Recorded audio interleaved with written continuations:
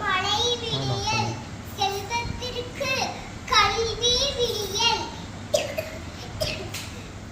என்ற சிறிய கவிதையோடு என்னுடைய விடியல் யார் என்று பார்க்கலாமா?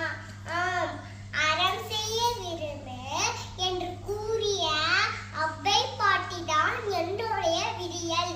நீ கோபம் கொள்ளாதே, அதாவது ஆறுவது சினம்.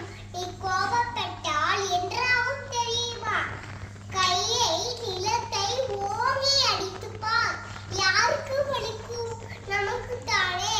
அதாவது நமக்கு பசு எவ்வாறு தண்ணீரம் இருப்பதை பால் தருகிறதோ மறைக்காமல் கொடுக்கவும்.